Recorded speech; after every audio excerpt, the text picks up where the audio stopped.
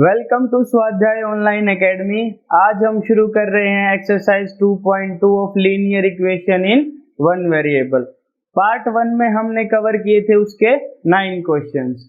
9 questions की वजह से उसकी लेंथ बहुत बड़ी हो गई थी, तो बच्चों के सजेशन आए सर उसको थोड़ा लेंथ को छोटा करके बनाइए। इसलिए अब हम क्वेश्चन डिस्कस करेंगे 3 या 4 बस, उससे ज्यादा नहीं करेंगे। ठीक है, चलिए शुरू करते हैं पार्ट 2।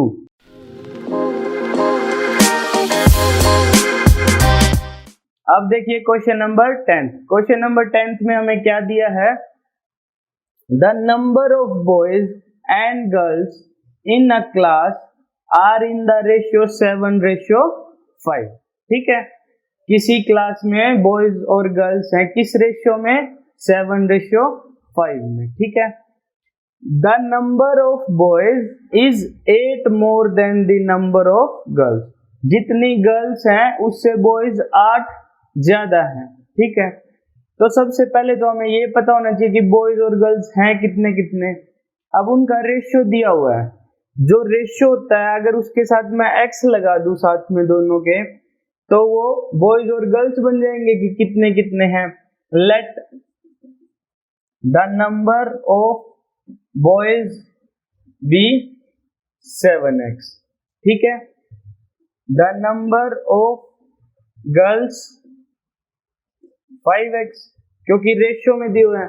मैंने पहले भी समझाया था कि रेशियो का मतलब क्या होता है। अब रियलिटी में वो कितने भी हो सकते हैं, जैसे देखो 14 और कितने हो सकते हैं? 10। बॉयज 14 हो सकते हैं, गर्ल्स 10 हो सकते हैं। ठीक है, रेशियो तो अभी भी वही आएगा 7:5। 2 7 जा 14, 2 5 जा 10। या फिर 21/15 भी हो सकते हैं, मतलब बॉयज 21 हो, गर्ल्स 15 हो, तब भी रेशियो क्या आएगा? 3 7 जा 21, 3 5 जा 15, 7:5। मतलब रेशियो में एग्जैक्ट वैल्यू नहीं देता। इस रेशियो को किसी एक नंबर से मल्टीप्लाई करने के बाद वो एग्जैक्ट बता देता है कि कितने बॉयज होंगे कितने गर्ल्स होंगे। अब मुझे यहाँ वो नंबर नहीं पता कि किससे मल्टीप्लाई करना है, इसलिए मैं उस नंबर को x मान लेता हूँ। x से मल्टीप्लाई करने के बाद ये बॉयज आ जाते हैं, ये गर्ल्स आ जाती हैं। ठीक है, इसके बाद इसको निकालने के लिए, x की वैल्यू निकालने के लिए कोई ना कोई कंडीशन देगा वो। इसमें क्या कंडीशन दी है कि जो बॉयज हैं वो 8 ज्यादा है किससे? गर्ल्स से। तो बॉयज कितने हैं? 7x। गर्ल्स कितनी है? 5x। तो बॉयज क्या है? गर्ल्स से 8 ज्यादा। ये गर्ल्स होगी, इसमें 8 प्लस कर दो तो ये क्या बन जाएंगे? बॉयज बन जाएंगे। बॉयज कितने हैं? 7x। तो 7x किसके इक्वल आ गया? 5x + 8। यहां से x की वैल्यू निकल जाएगी। 5x को इधर ले आओ, 7x - 5x = 8, 2x = 8। तो x क्या हो जाएगा? 8/2 यानी कि 4। x = 4। अब क्वेश्चन में पुट कर दो, 7 4 जा 28, 5 4 जा 20। अब टोटल क्लास की स्ट्रेंथ पूछी है ना, तो बॉयज प्लस गर्ल्स 28 + 20 कितनी आ गई टोटल स्ट्रेंथ? 48। ठीक है, इजी। अब करते हैं क्वेश्चन नंबर 11। क्वेश्चन नंबर 11 की स्टेटमेंट को पढ़ते हैं। क्या बोल रहा है? Bhaichung's father is 26 year younger than Bhaichung's grandfather. अब कुछ बच्चे को डिफिकल्टी क्या आएगी कि यंगर का मतलब छोटा या बड़ा। अब देखो, कोई किसी का फादर, मतलब मान लो आपका फादर आपके ग्रैंडफादर से छोटा ही होगा, बड़ा तो हो नहीं सकता। इसका मतलब बैचुंग का जो फादर है वो 26 ईयर छोटा है किससे? उसके ग्रैंडफादर से। And 29 year older than Baichung. अब आपके फादर 29 बड़े ही होंगे आपसे। ठीक है, अगर ओल्डर, एल्डर, यंगर नहीं भी समझ में आए तो ऐसे देख लो, आपके पापा आपके दादाजी से छोटे होंगे तो ये 26 ईयर छोटे हो गए किससे? आपके दादाजी से। और 29 ईयर बड़े हुए किससे? आपसे। यहाँ आप कौन है? बैचुंग। तो बेचुंग के फादर उसके दादाजी से 26 ईयर छोटे हैं और बेचुंग से 29 ईयर बड़े हैं। फिर क्या दिया है, the sum of the ages of all the three, तीनों की एजेस को मिला के कितना बनता है 135 ईयर्स। हमसे पूछी है सबकी अलग अलग एज कितनी होगी। मैंने आपको सिखाया था कि जिससे कंपैरिजन होता है उसे एक्स मानते हैं। अब सर आप यहाँ देखेंगे तो 2 से कंपैरिजन हो रहा है, किससे, एक बार तो उसके फादर का कंपैरिजन हो रहा है ग्रैंडफादर से और एक बार उसके फादर का कंपैरिजन हो रहा है बेचुंग से। तो बेचुंग के फादर का कंपैरिजन एक बार तो बेचुंग से हो रहा है, एक बार ग्रैंडफादर से हो रहा है। तो सर आप बताओ कि किसे एक्स मानने, अब आप किसी को भी एक्स मान लो, ठीक है। सबसे पहले मैं बेचुंग को एक्स मानता हूँ, फिर सोल्व करके दिखाता हूँ पूरे क्वेश्चन को। दूसरी बार मैं ग्रैंडफादर को मान लेता हूँ एक्स, फिर सोल्व करके दिखाता हूँ क्वेश्चन को। दोनों से सेम आंसर आएगा। देखिए, लेट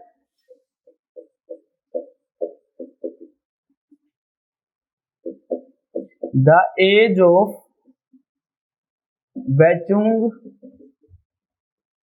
बी एक्स, ठीक है। तो उसके फादर की एज क्या हो जाएगी, बेचुंग्स फादर एज बी, उसके फादर उससे कितने बड़े हैं 29, तो उनके फादर की एज कितनी हो जाएगी x प्लस 29। अब बारी आती है ग्रैंडफादर की, बेचुंग्स ग्रैंडफादर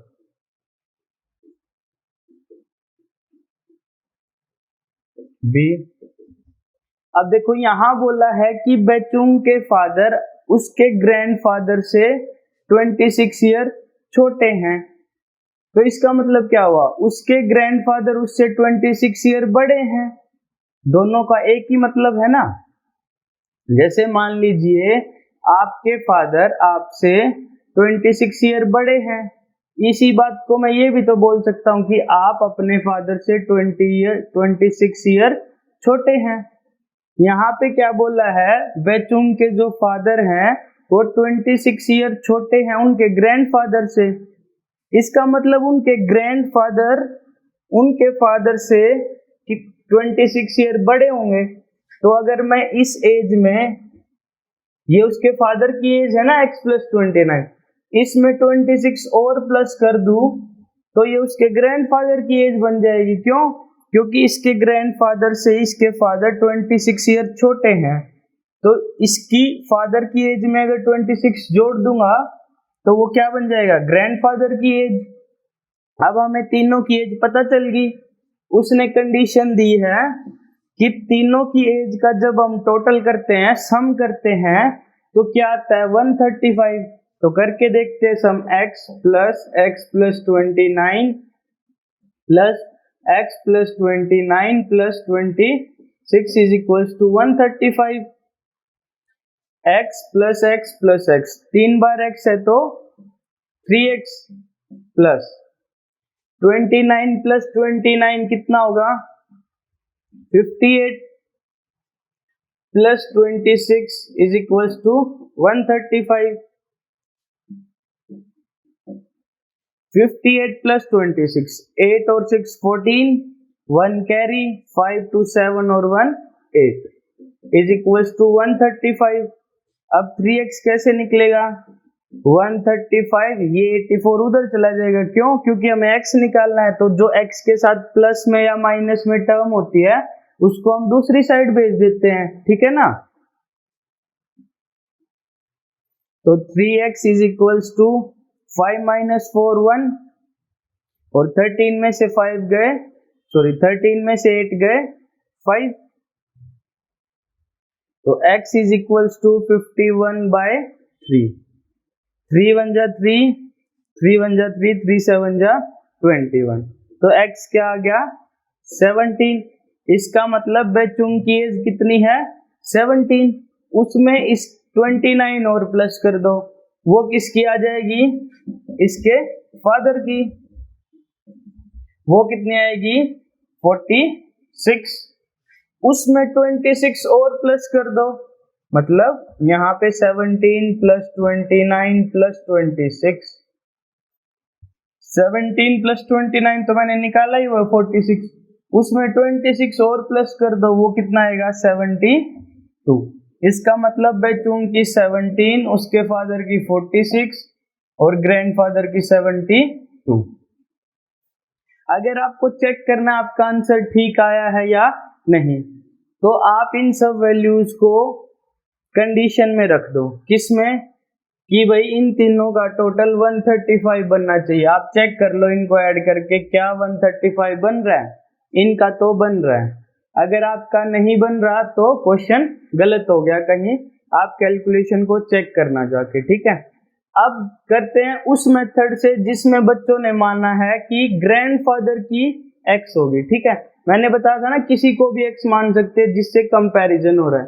कंपैरिजन 2 से हो रहा है, बेचुंग से और उसके ग्रैंडफादर से। किसका हो रहा है, उसके फादर का। तो अभी तो हमने सॉल्व किया बेचुंग को मान के x, अब करते हैं ग्रैंडफादर को x मान के।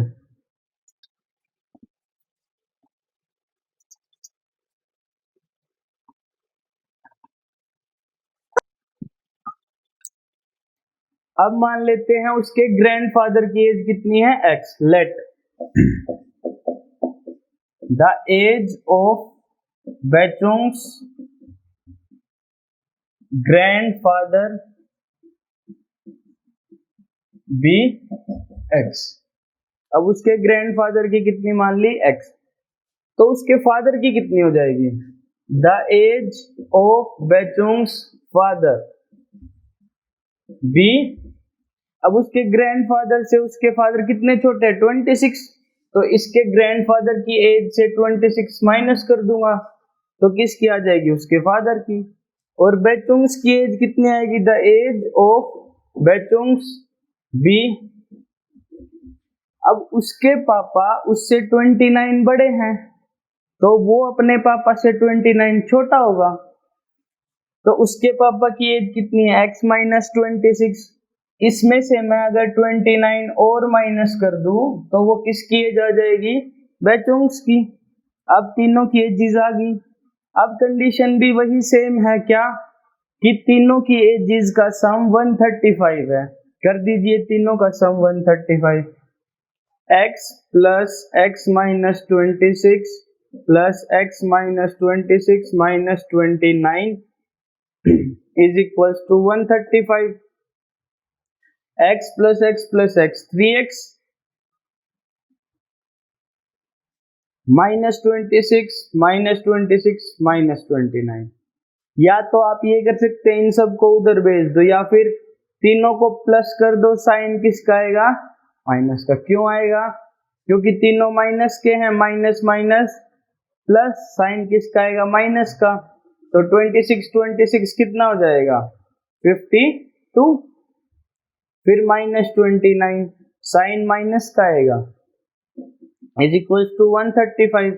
अब फिर से माइनस माइनस प्लस, साइन किसका आएगा, माइनस का। तो 3x is equal to minus 9 और 2 11, 5 2 7 और 1 81 इज इक्वल टू 135। तो 3x किसके इक्वल आ जाएगा, 135 प्लस 81। क्यों, क्योंकि x निकालना है, तो x के साथ जो भी टर्म प्लस माइनस में है वो उधर जाके साइन चेंज हो जाता है और वो उधर चली जाती है, ठीक है ना। और अगर इसके साथ जो चीज मल्टीप्लाई डिवाइड में होती है वो अपना साइन साथ लेके जाती है। अगर मल्टीप्लाई में है तो डिवाइड में चली जाएगी, डिवाइड में है तो उस साइड मल्टीप्लाई में चली जाएगी। जैसे इसको प्लस करो, 5 और 1 6, 8 और 3 11, 2 1 6, 3x इज इक्वल टू 216। तो x निकालना है, x के साथ 3 कैसा है, मल्टीप्लाई में, तो उधर जाएगा तो डिवाइड में हो जाएगा, 216 अपॉन 3, ये आ जाएगा 72। 3 1 जा 3, 3 7 जा 21, 3 2 जा 6। अब उसके ग्रैंडफादर की एज कितनी आ गई, 72। उसमें से 26 माइनस कर दो, कितना आएगा, 6 और 4 46। उस 46 में से 29 और माइनस कर दो, या फिर यहाँ लिख लो दोबारा से 72 माइनस 26 माइनस 29। 72 में से 26 अभी माइनस किया 46, 46 में से 29 माइनस करेंगे आएगा 70। फिर से वही आंसर आया, बेचुंग्स की एज 17, फादर की 46, ग्रैंडफादर की 72। कोई डिफरेंस नहीं आया ना क्वेश्चन पे, तो आप किसी भी मेथड से सॉल्व कर सकते हैं। अब देखिए क्वेश्चन नंबर 12। क्वेश्चन नंबर 12 में क्या दिया है, 15 ईयर्स फ्रॉम नाउ, यानी आज से 15 साल बाद। फ्रॉम नाउ, अगर फ्रॉम नाउ से नहीं समझ में आता तो विल बी से समझ लो कि बाद की बात कर रहा है, विल बी फ्यूचर की बात कर रहा है। 15 years from now Ravi's age will be, क्या होगा, रवीज की एज को 4 टाइम्स हिज प्रेजेंट एज हो जाएगी। ठीक है, ये तो क्वेश्चन बोल रहा है। एज की प्रॉब्लम में एक हम खुद भी तो बताते हैं ना। अब 15 साल बाद अगर आज उसकी एज x है तो 15 साल बाद हमें पता है वो x प्लस 15 तो होगी ही होगी। ये तो हमारी तरफ से है, वो क्या बोल रहा है उसकी तरफ से, वो दोनों इक्वल हो जाएंगे और सॉल्यूशन आ जाएगा। देखिए अब किसको x मानेंगे, उसकी प्रेजेंट एज को, क्योंकि वही तो नहीं पता। सबसे पहले तो प्रेजेंट एज माननी पड़ेगी ना। Let Ravi's present age be x, तो आज से 15 साल बाद 15 ईयर्स लेटर या फिर 15 ईयर्स फ्रॉम नाउ, आज से 15 साल बाद रवि की एज क्या हो जाएगी x प्लस 15। ये तो होना ही होना है। ठीक है, अब वो क्या बोल रहा है कि 15 साल बाद क्या हुआ कि उसकी एज 4 टाइम्स होगी प्रेजेंट एज का।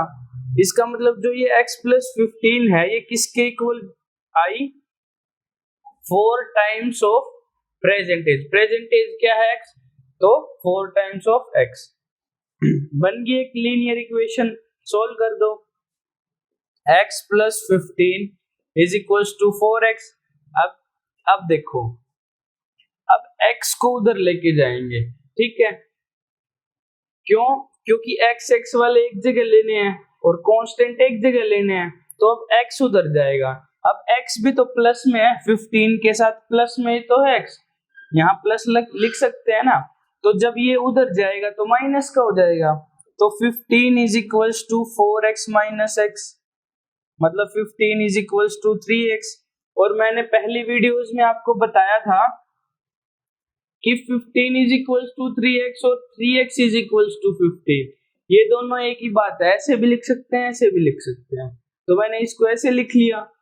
यहाँ से x निकालना है तो 15/3, ये मल्टीप्लाई में है तो डिवाइड में चला जाएगा, तो 3 1 जा 3, 3 5 जा 15, तो x की वैल्यू आ गई 5। ये क्या आई है, रवीज की प्रेजेंट एज, यही हमें फाइंड करनी थी। बहुत इजी क्वेश्चन था। अब देखिए क्वेश्चन नंबर 13। क्वेश्चन नंबर 13 देखिए, a rational number is such that when you multiply it 5/2, एक रैशनल नंबर इस तरह का है जब हम उसे मल्टीप्लाई करते हैं किससे, 5/2 से। उसके बाद एंड ऐड 2/3। अब ऐड 2/3, फिर मन में कुछ ना है, किस में ऐड करे 2/3 को, टू द प्रोडक्ट, जो अभी हमने प्रोडक्ट किया है ना उस नंबर की 5/2 से मल्टीप्लाई किया, उसका मतलब प्रोडक्ट, उसमें ऐड करो 2/3 को, फिर हमें क्या मिलेगा, you get -7/12। Find the number. मान लेते हैं let the number be x, तब x की मल्टीप्लाई करते हैं 5/2 के साथ और उसमें ऐड करते हैं क्या, 2/3, तो हमें मिलता है -7/12। अब x निकालना है तो जो इस टर्म के साथ एडिशन या सब्सट्रैक्शन में टर्म है उसको एक साइड ले जाओ, तो x इंटू 5/2, ये उधर जाएगा तो माइनस का साइन आएगा। अब एलसीएम कितना आ जाएगा, 12। ठीक है, 3 और 12 एक ही टेबल में आते हैं ना, तो जो बड़ा है वही उसका एलसीएम। तो -7, यहाँ भी माइनस है, 3 4 जा 12, 4 2 जा 8, ठीक है। तो x इंटू 5/2 किसके इक्वल आ गया, -15/12, ठीक है। यहां तक इसको यहां लिख लेते हैं, 5/2 into x is equal to -15/12। अब x निकालना है, 2 यहाँ डिवाइड में है तो उधर जाएगा तो मल्टीप्लाई में, 5 यहाँ मल्टीप्लाई में है, इधर आएगा तो डिवाइड में, नीचे 5 1 जा 5, 5 3 जा 15, 2 1 जा 2, 2 6 जा 12, 3 1 जा 3, 3 2 जा 6। कोई कटिंग पॉसिबल नहीं है। अब एक प्लस में एक माइनस में, बीच में मल्टीप्लाई, तो आंसर आएगा -1/2। इसका मतलब वो नंबर है -1/2। अगर आपको चेक करना है कि आपका आंसर ठीक नहीं है या ठीक है तो क्या करेंगे, इसको पुट कर लेंगे किसमें, इस कंडीशन में। उसने बोला था ना, अगर उस नंबर को 5/2 से मल्टीप्लाई करोगे और ऐड 2/3 करोगे तो ये आना चाहिए। अब चेक कर लो इसको रख के, क्या ये आ रहा है। मैंने x की जगह रख दिया -1/2, चेक कर लो ये क्या बन जाएगा, -5/4 प्लस 2/3, -5/4 प्लस 2/3।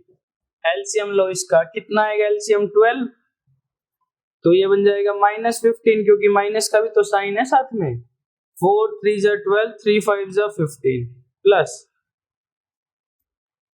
3 4 जा 12, 4 2 जा 8, प्लस माइनस माइनस 18 -8 7, साइन जो बड़ा है, बड़ा कौन है 15 अपॉन 12, आ गया ना -7/12। इसका मतलब हमारा आंसर बिल्कुल करेक्ट है, ठीक है। अब करते हैं क्वेश्चन नंबर 14। इस वीडियो में बस इतना ही, बाकी के क्वेश्चन हम करेंगे नेक्स्ट वीडियो में। मिलते हैं नेक्स्ट वीडियो में, ठीक है।